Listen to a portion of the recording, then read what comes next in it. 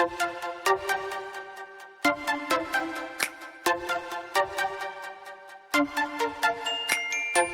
y'all, it is your girl Niecee, and we are back here over on DC Says, and I'm gonna give y'all a little bit to go ahead on and subscribe right quick. Okay, so y'all already know what we're here for. We here to talk about the season 3, episode 10 and 11 of All American.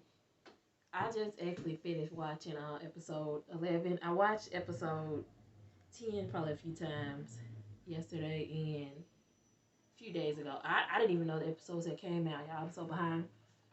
But anyway, I got my little notes. Anyway, so first off, I just want to say, why she here, Ike? Why is she here? She get on my nerves. She ain't giving nothing. She is not, she is just a filler character.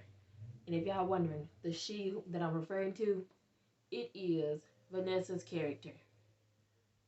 I really need them to get to her purpose and point of being on the show. Like, why is she here? Other than to get on my nerves. Anyway, I'm gonna get into that later. What else? What else? Jordan and Samala's secret didn't got out. What else happened? Mo. She had. I think right now I'm gonna take this moment to I think I owe Tamia Cooper an apology because I really kind of went in on her for being so extra towards that lady, but she had me and everybody fooled. So, Coop, I'm sorry, girl. I'm sorry. I'm sorry. You was right. You was right. I was wrong. Should have never, ever, ever took off. Let me quit. Anyway, so yeah, got that out of the way. I know. And apologize when I'm wrong. Anywho, what else happened? Oh, Liv is at her new rehab, and Miss Nurse is not buying her shit. She ain't taking no excuses. She's like, no, we're about self accountability over here. And if you ain't got none of that, I'm gonna need you to shape up, ship out, cause ain't nobody. We not doing that. Okay, y'all, my baby hadn't came in. Y'all know she love trying to get. She worse than damn P Diddy. She trying to be all in the video, and she she trying to be all in the video. But anyway, where was I? Okay, Olivia.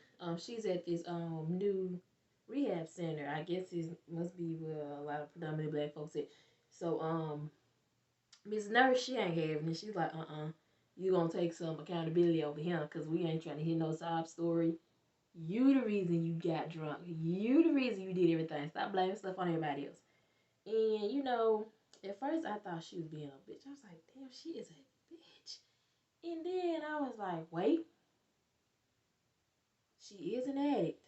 So you can't just be all nice and sweet and cuddly and, trying to sugarcoat everything. Some people actually do need tough love. So after I thought about it, like, yeah, she probably should be harder on her. What else? JJ, Vanessa, Asher, whole three-way love affair they got going on is exhausting at this point. Cause like, who's dating who's not dating, what is going on? It's exhausting. I'm sick of it. She need to pick one and stick to it, cause she bouncing all over the place. Anyway, so we know JJ and Vanessa, they have been hanging out, pretty casually. And shit, I thought they was dating because she let her tell her. She told Ash, I really like him. And blase, and she wasn't really interested in Asher like that. She was like, I'm just trying to be a good friend, a good friend. And all of a sudden on this episode, she dissing JJ, and now she talking about she waiting on Asher. Make it make sense, girl. What is you doing? What is you doing? So anyway, so in this episode, JJ, he done won his homecoming king thing. He getting on everybody's nerves about it. He asks Asher to go head on and put in a good word for him. And Vanessa just let her know, like, look, hey, I'm that dude. Let her know that, I'm that dude. I'm that dude. And I'm thinking the whole time, you done picked the wrong person to try to get to talk to Vanessa, because she low-key won't Asher her damn self. Hold on, y'all. Let me get her together. Okay, y'all. So I'm back. I got it straight.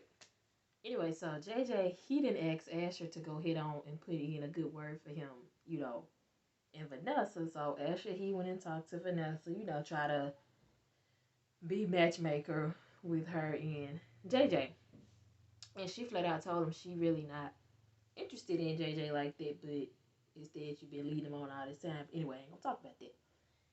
And she was like, I'm waiting for someone else. And yeah, someone else is in turn Asher, and he's like, look, we can't do this. She done pushed up all on him, trying to kiss him, and at this point, Coach Montez, come get your daughter. She out of line. She out of pocket. What's next? Anyway, let me get a little breather. I have to go in there and let them know what was up. And get my glasses. I can't see without my glasses. What else happened? After that, okay. Yeah, we're gonna go ahead on to the game part.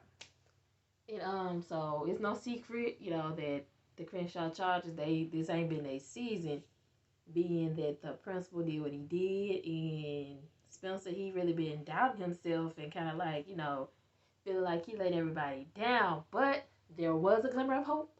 There was a glimmer of hope.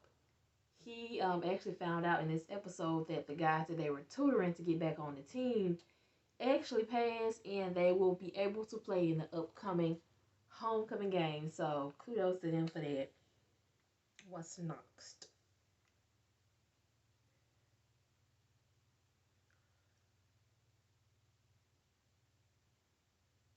Okay, now let's get to Mo and how she had me food and everybody with Tamia Cooper food.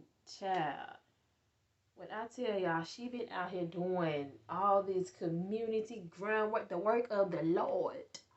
The work of the Lord. All in hopes to get this girl to trust her, to do something to her. And, you know, Coop, she was like, you know what, you know, Mo, you cool. Maybe I was tripping. You know, everybody else seeing the good you're doing. And, you know what, you alright with me. We good. And she actually looked that girl in her face and, you know, told her they was good. And when she walked off, she was like, she finally let her guard down. And I was like, the way my face dropped, y'all. The way my face dropped, I was like, oh my God, if it had been me, she'd have been got me. I'd have been dead and got whatever she got planned for. I'd have been caught up. Because I was actually believing that, you know, she was out here trying to do good. She out here doing the work of the Lord. Child. So let's fast forward to game night. So, you know, it's game night, homecoming night. I need some water. At Crenshaw and also at Beverly High. So we're gonna start off at Crenshaw. They ain't really doing too good right now. And during the halftime show, Billy, he actually they had a ceremony for the retirement of Spencer's dad. What's his name? Corey. Yeah, Corey James's jersey, and you know, letting everybody know that I think 25 years ago, his dad actually, not his dad, but yeah, Spencer's dad, Corey James, had actually made a record of the most touchdowns during a single game, and it was actually 7 touchdowns. And that kind of, you know, after that whole halftime show, that kind of put some fire to Spencer. He went out there, and you know, the Chargers are up. They are up like way up. So at this point, you know, they already won, and Spencer is at his 7th touchdown, and he realizes it when what's the boy name? Chris, he was like, yo, dude, you one more touchdown, you gonna break your daddy's record, man. That's legendary. And Spencer was like, oh word, dang. And he was like, Coach, I'm in my 7th touchdown. You gotta take me out. And Coach Baker was like, no, like your daddy want this. Like if anybody was to break his record, you know, it should be you, you know. And I think, yeah, I ain't get that part why he did that. Anyway, Spencer, y'all know he always going against the grain, doing what Spencer gonna do. You know, I can respect that because we can always expect Spencer to be Spencer. So I like that. Anyway, so he get out there and he's running. And I'm thinking he gonna go ahead on and do it. He made it, I think, halfway to where they retired his daddy's jersey. and he took a knee in honor of his dad, and he shared the record with him, and it was sweet. But I was like, dude, somebody else gonna break it, so you could have at least done the honors of keeping the record in the family, I guess, for at least for a little while. But anyway, what's next? Oh, and then we're gonna switch on over to Beverly High. Jordan, he is at the top of his game. He's out there, feeling himself, feeling himself. He feeling. Ugh, I feel. Anyway, he feeling himself, and so he took a hard hit. That's all you heard. And I was like, oh shit, is he gonna get up? He's laying there. So, long story short, he didn't got hit. Everybody rushed to the hospital. He was unconscious for a while. They really didn't say how long, but I know at least from the time that they took him from the field to the hospital, he was unconscious. It This when the secret comes out. So the doctor, he's coming out there trying to give updates, and as a mother, me being a mother, I understand. She was like looking up stuff, like, hey, did you check for this? Did you check for that? Kind of doing too much. Wasn't really letting the man get out what he had to say. I'm like, he trying to give you updates, lady, and you keep bombarding the man with questions. And at this point, we can see Simone is kind of getting really irritated, and she was like, whatever. Doctor, can I speak to you in private? And Miss Baker was like, hold on, young lady, you are his friend. She was really running her down. Like, look, I'm his mother, you are his friend, and I was allowing you to be here, but you can go home now. And Simone was like, as the wife. And I think wife trumps parent in this case anytime. Now, excuse me. She was like, yeah, me and Jordan are married. And the way Laura's face dropped, and Billy Day was like, say, why not? So yeah, she let the cat out of the bag, and I kind of figured he was coming. And they're like 18 now anyway, so hey, what's done is done. Let them figure it out on their own, I think, personally. So what's next? Okay, so they go and get the updates. Jordan, luckily he doesn't have any long-term, you know, damages to his brain, no bleeding, no swelling or anything like that. But the doctor did let the cat out of the bag that there was a re-injury before the first injury had healed.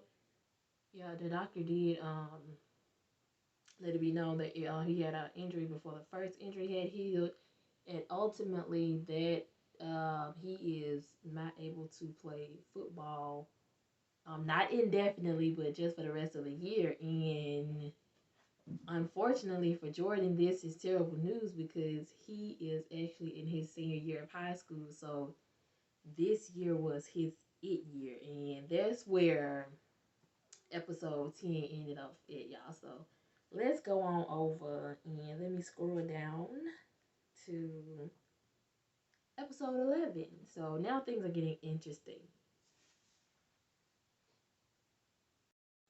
Anyway, now things are getting interesting. So Laura, she done got Simone grounded, child. She done got on the phone. She done called her parents, let her know what went down, and she has been actively on the phone for the past couple of weeks.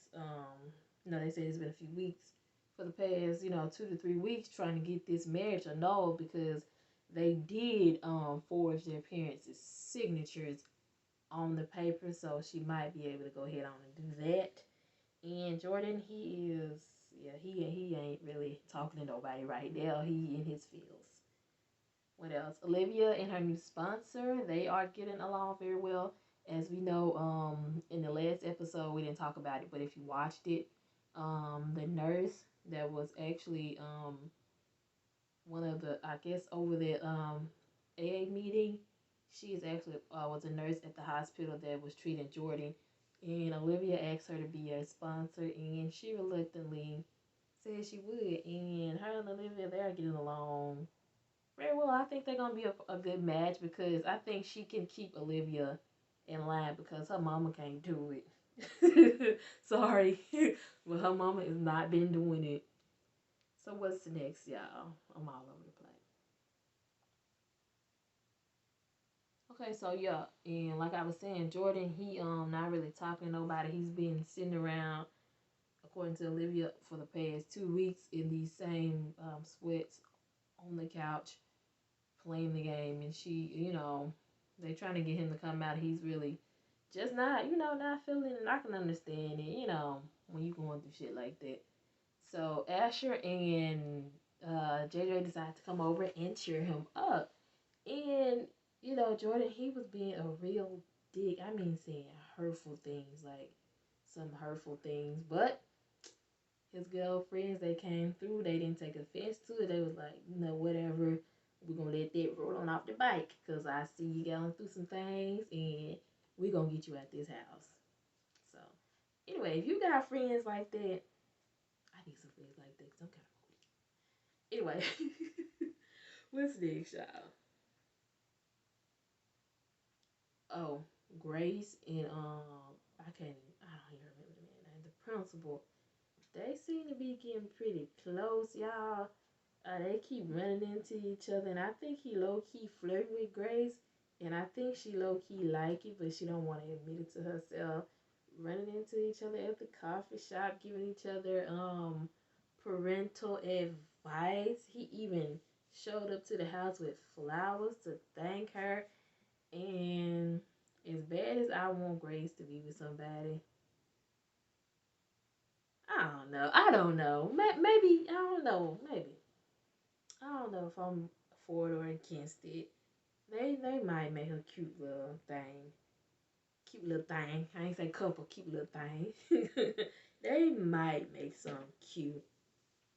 And what else happened? Oh, in this episode, we also see that Spencer is faced with a tough decision because I think it's what's called TNT University or college have they actually came out to the homecoming game, and one of the recruiters came out to talk to Spencer about a possible offer from the school.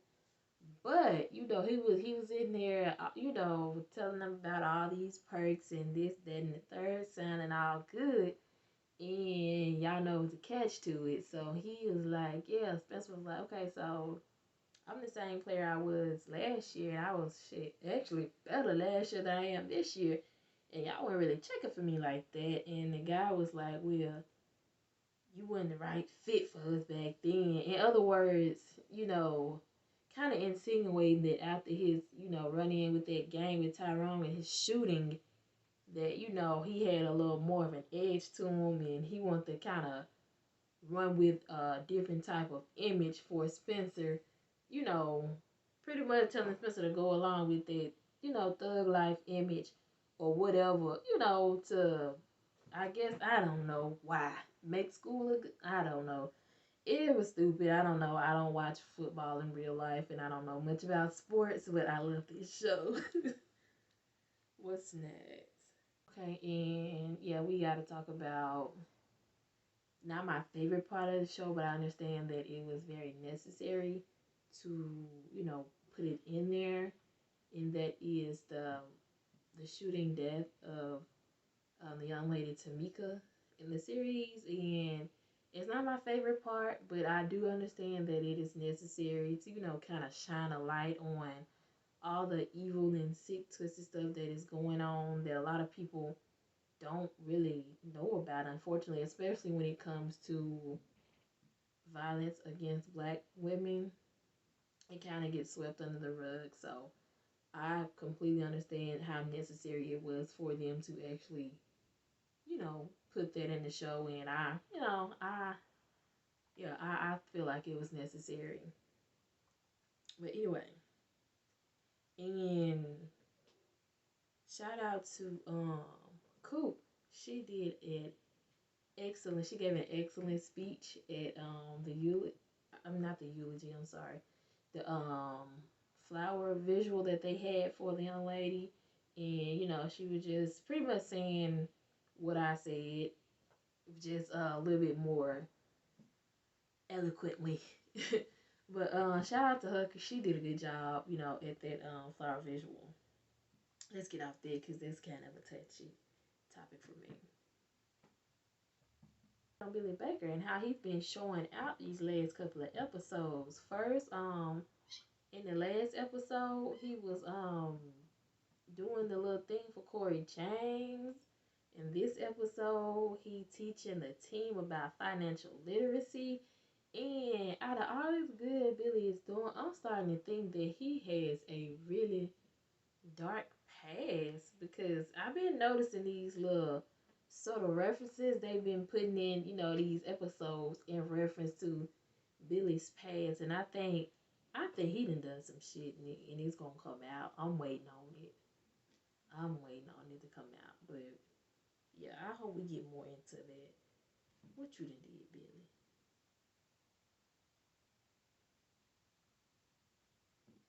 Okay, dang, we almost at the end. Okay.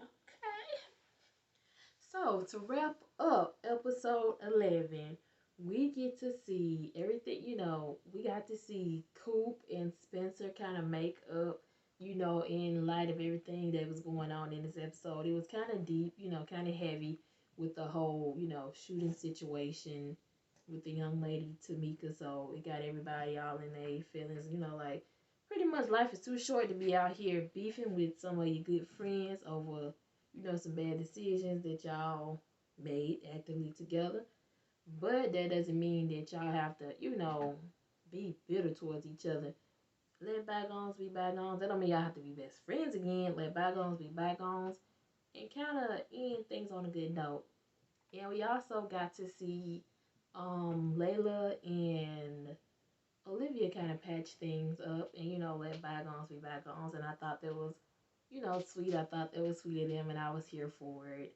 As much as they both get on my nerves sometimes, I was here for it. And also, Olivia, she has been very deep into her activism these days. And she, so much to the fact that she actually broke into her mom's computer, ripped off that body cam footage of Tamika because they weren't wanting to release it. And, she was in total disagreement with that. And she actually broke into Laura Baker's computer, ripped off the body cam footage, and she reviewed it in her podcast at the end of the episode and also called for the defunding of the police. And we all know that her mom is a district attorney and that footage was classified. I'm assuming. I don't know if that's a crime. I'm gonna go as far as to say that was a crime. And child, it's getting interesting. I'm really excited to see what happens next with this because I don't know, man. I don't know, y'all. She didn't really done something, and it might cause. What y'all think? Do y'all think it's gonna cause like conflict in the home with her and her mom? With everything that's going on, she didn't broke into the lady's computer and probably committed a federal crime at this point. So I'm interested to see what consequences she's gonna have to face in the next episode for her actions. I don't completely disagree with her, or I wouldn't say I disagree with her at all. But yeah, it's consequences to every action, and hopefully, I don't know, child. But y'all drop down in the comments. Let me know what y'all think, and I will catch y'all in the next one. Y'all do bye.